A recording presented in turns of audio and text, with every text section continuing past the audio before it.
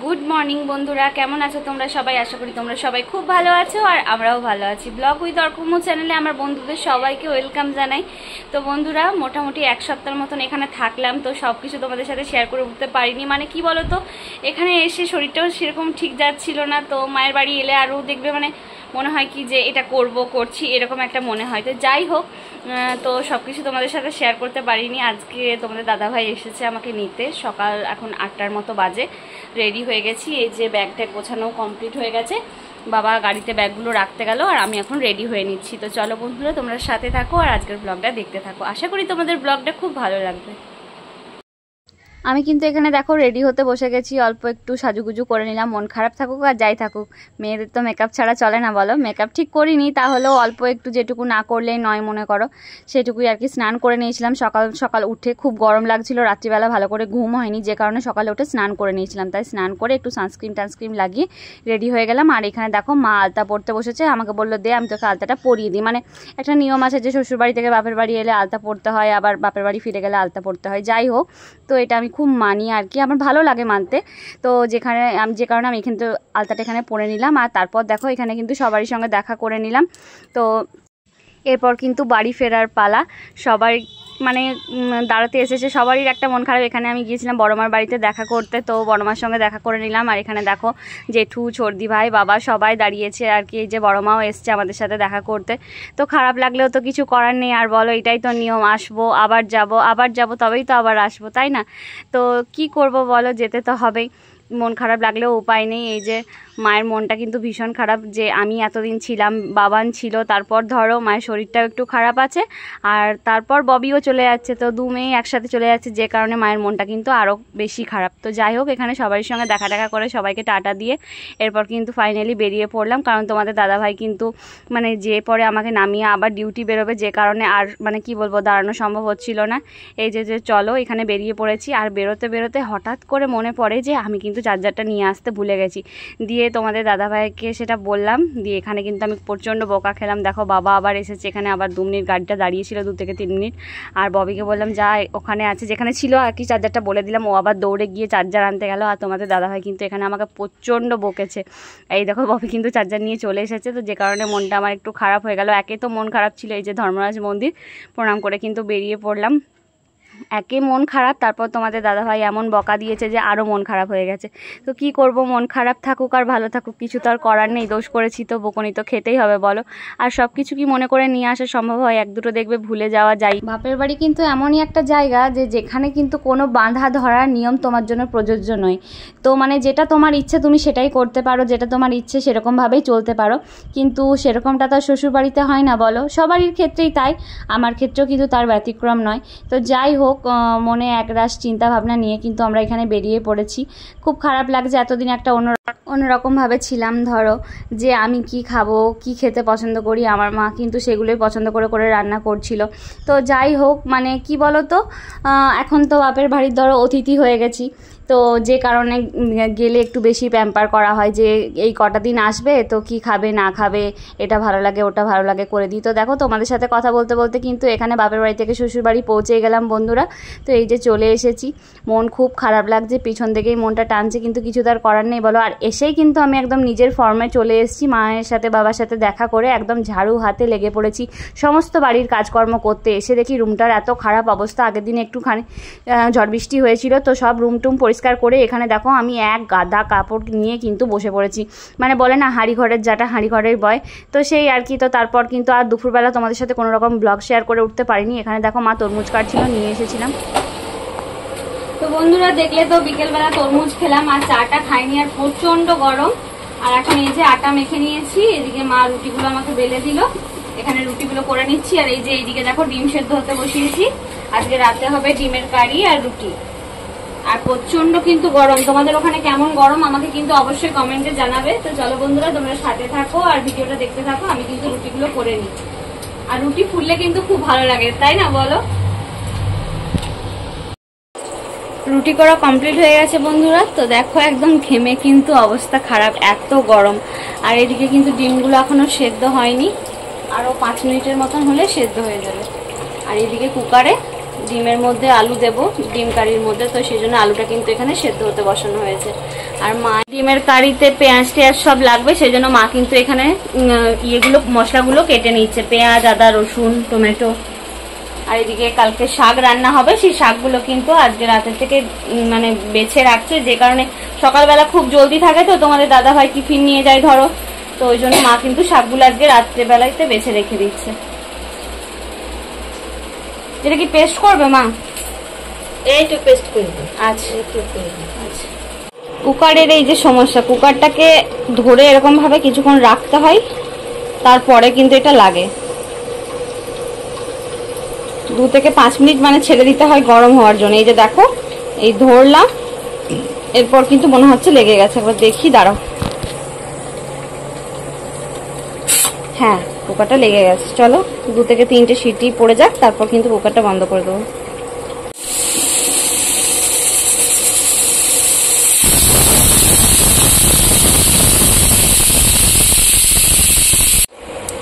মনে হচ্ছে ডিমগুলো সেদ্ধ হয়ে গেছে, তো চলো এবার কিন্তু ডিমগুলোতে ঠান্ডা করে ডিমগুলো ছাড়িয়ে নেব।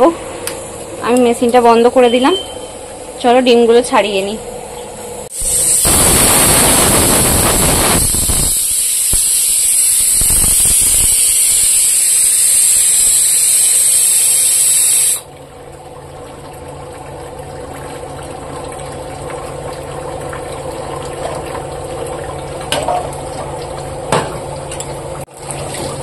গরম জলটা ফেলে দিলাম, এর মধ্যে এবার একটু ঠান্ডা জল দিয়ে ডিমটাকে প্রথমে একটু ঠান্ডা করে নেবো, তারপর কিন্তু ডিমগুলো ছাড়াবো। প্রচন্ড গরম আছে।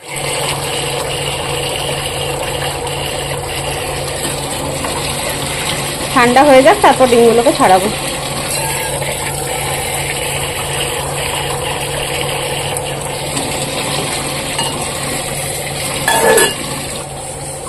এখানে দেখো, এবার কিন্তু লাস্ট সিটিটার জন্য আমি অপেক্ষা করছিলাম, তো সিটিটা পড়ে গেলে গ্যাসটা আমি বন্ধ করে দেবো, আলুগুলো কিন্তু ওভার কুক হয়ে যাবে না হলে।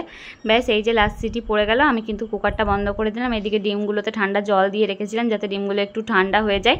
তো এখানে তারপর আমি ডিমগুলো কিন্তু এক এক করে ছাড়িয়ে নেব। তো ডিমের মধ্যে অল্প একটু লবণ দিলে ডিমগুলোর খোসাগুলো দেখবে খুব সহজেই কিন্তু ছেড়ে যায়। তো এখানে আমার ঠিক মনে পড়ছে না যে আমি লবণ দিয়েছিলাম না দিইনি আর কি। তো সব ডিমগুলো মোটামুটি ছেড়েছে, 1-2টো ডিম দেখছিলাম যে একটু খোসাটা উঠে উঠে আসছে। তো যাই হোক, এক হাতে করে ভিডিও করছি আর এক হাতে ডিমটা ছাড়াচ্ছি, তো খুবই অসুবিধা হচ্ছিল, যে কারণে আমি একটা ডিম ছাড়িয়ে তারপরে কিন্তু আমি ক্যামেরাটা রেখে দিলাম আর কি, নাহলে ডিমের খোসা শুদ্ধ মানে ডিমটা উঠে আসছিল। ডিম ছাড়িয়ে আমি নিচে এসে দেখি, চুপি চুপি নিচে এসে দেখি যে দুজন কিন্তু 2টো ফোন নিয়ে বসে আছে। এত বদমাইশ, বাবান তো খুবই বদমাইশ। দেখো, এতদিন মামার বাড়িতে ছিল, ওখানে কিন্তু কোনো দুষ্টুমিও করেনি, কিছু না। এখানে কিন্তু আমি দুজনকে খুবই বকা দিলাম। বাবানকে বললাম, তুমি যদি ফোনটা না দিয়েছো আমি কিন্তু দাদাকে এক্ষুনি ফোন করব। তো দেখো, এখানে কিন্তু ও কিন্তু আমার কথা শুনে আমাকে ফোনটা দিয়ে দিল, কিন্তু ওখানে জানো তো ফোনই দেখেনি একদম, মানে সবসময় খেলা করছিল মা বাবার সাথে, অন্যরকমভাবে ছিল সবারই সাথে, মানে কি বলতো, নাম নিচ্ছিল যে বাবান কত ভালো ছেলে, কিচ্ছু বাড়ি এলে দুষ্টুমি করে না। যেই বাড়ি এসেছে সেই শুরু হয়ে গেল দুষ্টুমি। তো যাই হোক, বাচ্চা ছেলে দুষ্টুমি তো করবে, ওকে তো আর আটকে রাখতে পারবো না। দেখো, ডিমের কারি করার জন্য কিন্তু এখানে ডিমগুলোকে বেশ সুন্দর একদম লাল লাল করে ভেজে নেওয়া হয়ে গেছে। আর এদিকে দেখো, আলুটাও কিন্তু কষাতে মা শুরু করে দিয়েছে, আর তার মধ্যে দিচ্ছে হচ্ছে একটা মশলা। তো এই মশলাটা কিন্তু বাড়িতে বানানো, কোনো দোকানে কেনা বা কোনো কোম্পানির মশলা নয়, এটা মা কোম্পানির মশলা, মানে মা বাড়িতে বানিয়েছে। তো এই মশলাটা কিন্তু সব কিছুতে ইউজ করা যায়। তো তোমরা যদি জানতে চাও যে এটা কিভাবে কি বানায়, তো আমাকে কিন্তু অবশ্যই কমেন্ট করবে। আর এটার টেস্ট কিন্তু রান্নার দ্বিগুণ বেড়ে যায়। আমাকে কিন্তু কমেন্ট করো, আমি অবশ্যই তোমাদের জানাবো যে এই মশলাটা মা কিভাবে বানিয়ে থাকে। তো এখানে কিন্তু মা খুব ভালো করে দেখো ডিমের কারির আলুটা কিন্তু কষে নিচ্ছে। রান্না যত ভালোভাবে কষাবে তত ভালো কিন্তু টেস্ট আসবে। আর বিশ্বাস করো, মশলাটা তো এত দারুণ খেতে, মানে না ঝাল, মানে কি যে বলবো, একটা অন্যরকমই খেতে। এরকম মশলা আমি আগে খাইনি, আমারও খুব ভালো লাগলো। আমি বাপের বাড়ি ছিলাম, তখনই মা বানিয়েছে মশলাটা। তো আমি অবশ্যই তোমাদের সাথে একদিন শেয়ার করব যে কিভাবে মা মশলাটা বানিয়েছে। তো তা করতে করতে কিন্তু তোমাদের দাদাভাই এখানে এলো, তোমাদের দাদাভাই চলে এসেছে। আর আমি কিন্তু ওকে জিজ্ঞাসা করছি যে বলো তো, একটা সত্যি করে কথা বলছে, বলো কি? সত্যি সত্যি বলতে হবে, কিন্তু ও বলছে হ্যাঁ বলো, সত্যিই বলবো, যে এতদিন পর ডিউটি থেকে বাড়ি ফিরলে আমাকে দেখে তোমার কেমন লাগছে বাড়িতে এসে? বলছে হ্যাঁ ভালোই লাগছে।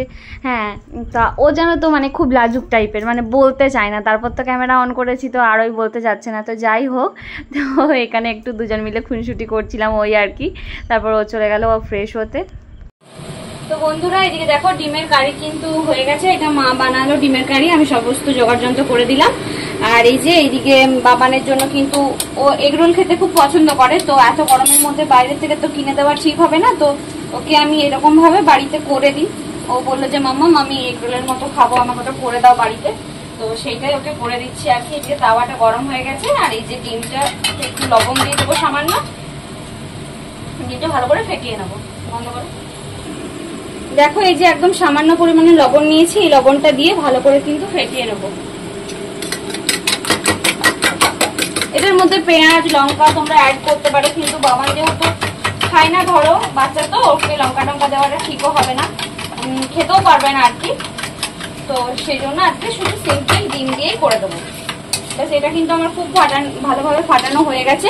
আর এদিকে তাওয়াটাও গরম হয়ে গেছে, এর মধ্যে কিন্তু আমি একদম অল্প সামান্য পরিমাণে তেল দিয়ে দেবো। সাদা তেল সর্ষের তেল যেটা হোক ইউজ করতে পারো, তো আমি এখানে কিন্তু আমার হাতের সামনে সর্ষের তেলটাই পেয়েছি, তাই সর্ষের তেলটাই দিলাম।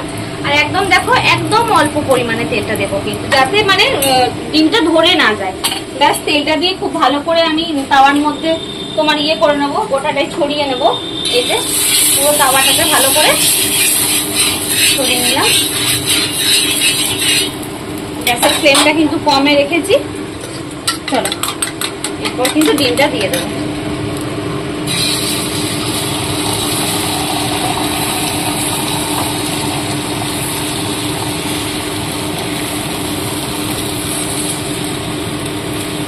এভাবে দিয়ে বাকি ডিমটা কিন্তু আমি থালার মধ্যে বাটির মধ্যে তুলে নিলাম।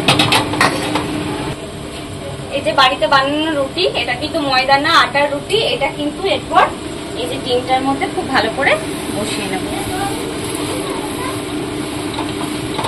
এই যে এইভাবে হাত দিয়ে প্রেস করে করে ভালো করে বসিয়ে নেব।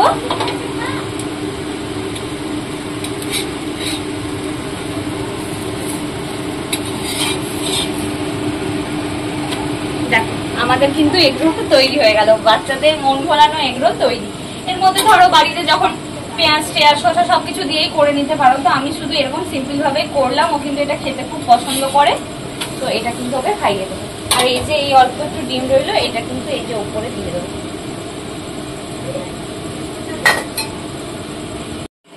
দেখো বন্ধুরা বাবানের খাবার কিন্তু আমি তৈরি করে নিলাম।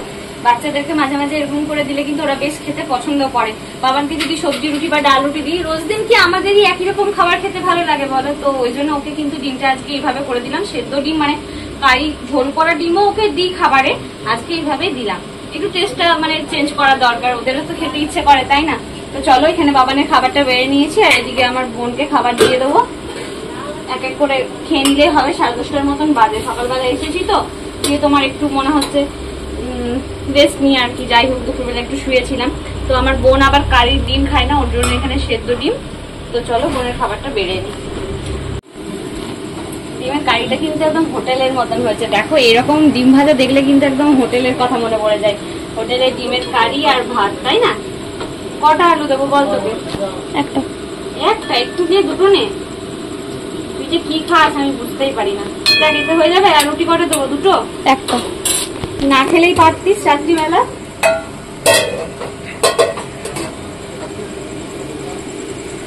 তো দেখো আমার খাবার বাড়া হয়ে গেছে, বাবানকে খাইয়ে দেবো। আর এই যে ববির খাবার, ওই দুজনকে খেতে দিয়ে দিয়েছি। তারপর কিন্তু বাবানকে খাইয়ে তারপর আমরা খাবারটা খেয়ে নেবো। চলো তোমরা সাথে থাকো আর ভিডিওটা দেখতে থাকো। তো বন্ধুরা খাবার দাবার খাওয়া তো কমপ্লিট, আর গরমে ঘেমে একদম অবস্থা খারাপ, যে কারণে কিন্তু আমি আবার ড্রেসটা চেঞ্জ করে নিলাম। খুব অস্থির লাগছিল, গরমে ঘেমে গেছি তো। তো বন্ধুরা আজকের ভিডিওটা এই অবধি। কেমন লাগলো তোমাদের এই ব্লগটা অবশ্যই আমাকে জানাবে। আমার কিন্তু মন ভীষণ খারাপ, ভালো লাগছে না। এতদিন মনে করো একভাবে ছিলাম ওখানে, তাও বোনকে নিয়ে এসেছি বলে মনটা অতটা খারাপ নয়। মানে অন্যবারে যখন ওকে রেখে আসি না, মানে একা ফিরি ধরো, তখন কিন্তু খুব বেশি খারাপ লাগে। তো যাই হোক, তো তোমরা ভালো থেকো, সুস্থ থেকো। খুব জলদি নতুন একটা ব্লগের সঙ্গে দেখা হচ্ছে, তোমরা সাথে থেকো বন্ধুরা, এটাই বলবো। চলো শুভরাত্রি, টাটা।